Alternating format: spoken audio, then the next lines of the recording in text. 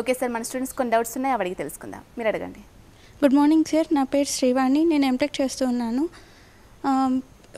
Personal life professional life రెండు గడుపుతున్నప్పుడు ఇప్పుడు children మీద కూడా కాన్సన్ట్రేషన్ చేయలేకపోతున్నారు పేరెంట్స్.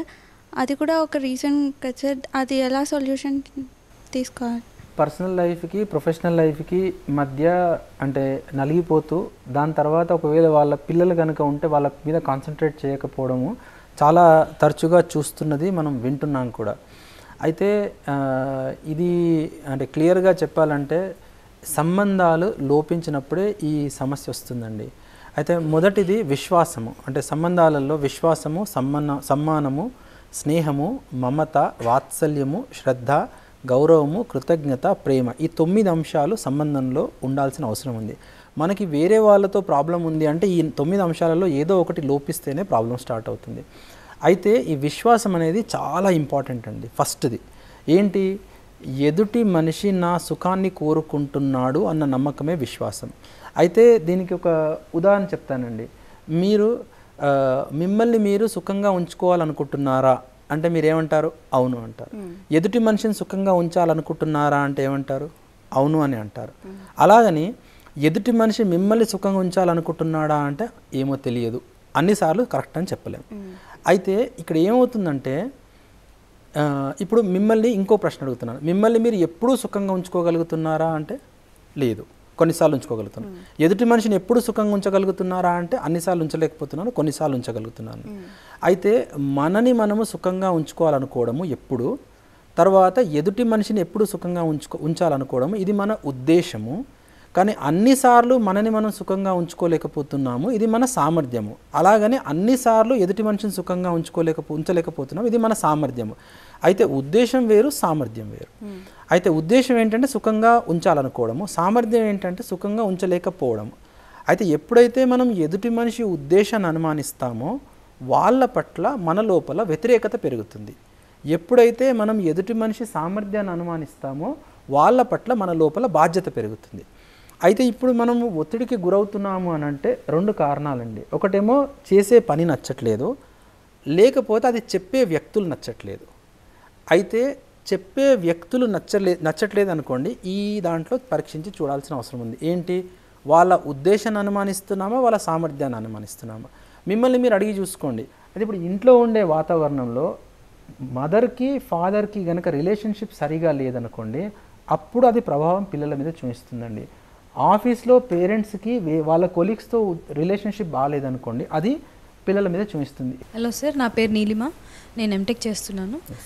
సార్, ఇప్పుడు ప్రొఫెషనల్ లైఫ్లో వేరేలాంటి కల్చర్ ఉంటుంది అండ్ పర్సనల్ లైఫ్లో వేరేలాంటి కల్చర్ ఉంటుంది. అదే ప్రొఫెషనల్ లైఫ్లో ఒక్కొక్కలాంటి సిచ్యువేషన్స్ ఏవొస్తాయంటే అలాంటి కల్చర్ ఉంటేనే మనం గ్రోత్ ఉంటుంది అనే సిచ్యువేషన్స్ కూడా వచ్చే ఛాన్స్ ఉంటుంది.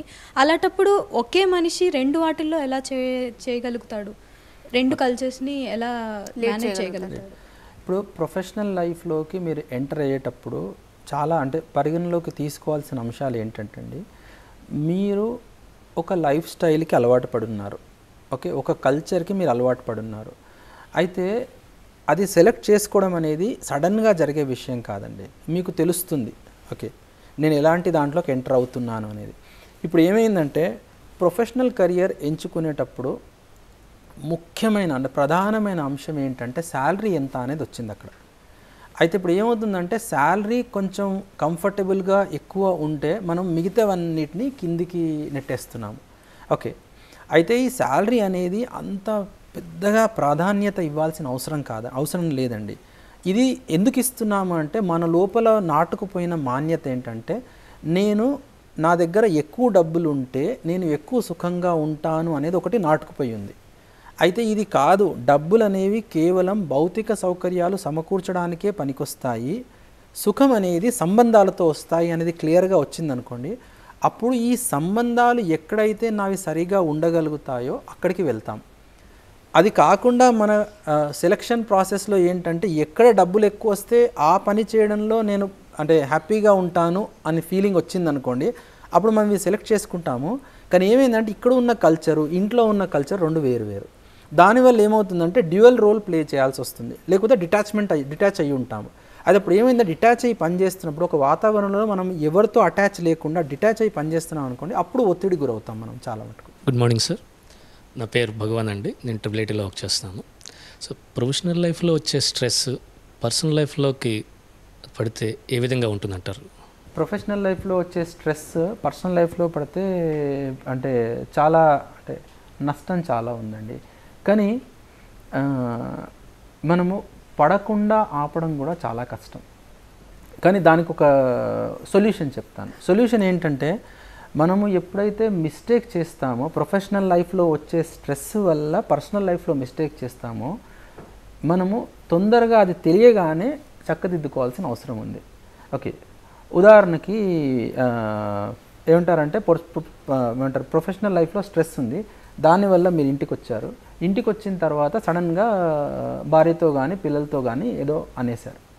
ఓకే, అయితే అన్నప్పుడు ఏమవుతుందంటే వాళ్ళు బాధపడతారు, మీరు బాధపడతారు. బాధపడిన తర్వాత ఇప్పుడు ఏమైందంటే ఇట్లాంటివి చాలా ఇన్సిడెంట్స్ మన లోపల పేరుకుపోయి ఉన్నాయి. అయితే ఎప్పుడైతే మీరు రియలైజ్ అయ్యారో ఇది మిస్టేక్ అని, అది ఇమీడియట్గా తీయాల్సిన అవసరం ఉంది, మీ బాధ్యత.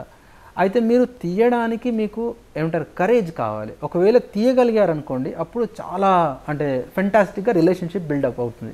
అప్పుడు ఇంట్లో వాళ్ళకి ఏం తెలుస్తుందంటే, అరే పని ఒత్తిడి వల్ల సడన్గా ఈయన నన్ను అనేశాడు, కానీ ఉద్దేశపూర్వకంగా నన్ను బాధ పెట్టలేదు అని. అర్థమైంది కదా? అంటే బాధ పెట్టడం ఓన్లీ సామర్థ్య లోపమే కానీ ఉద్దేశ లోపం కాదు అనేది ఇంట్లో వాళ్ళు రియలైజ్ అవుతారు. అప్పుడు ఏమవుతుందంటే, మీరు ఎప్పుడైతే ప్రెషర్తో ఇంటికి వస్తారో అప్పుడు ఆటోమేటిక్గా ఇంట్లో వాళ్ళు మీకు వాతావరణాన్ని క్రియేట్ చేస్తారనమాట. ఇది చేయలేదనుకోండి, మీరు ఇంట్లో వాళ్ళని తిడతారు. ఇంట్లో వాళ్ళకి ఏంటంటే ఎప్పుడు తిడుతూనే ఉంటాడు కాబట్టి వాళ్ళు మీతో రిలేషన్షిప్లో కొంచెం దూరంగా ఉంటారు. అయితే ఇంట్లో మీకు రిలేషన్ సరిగా లేదు, ఆఫీస్లో మీకు రిలేషన్ సరిగా లేదు, అప్పుడు ఏమవుతుందంటే మీరు సీరియస్ స్ట్రెస్కి గురవుతారు ఇంకా.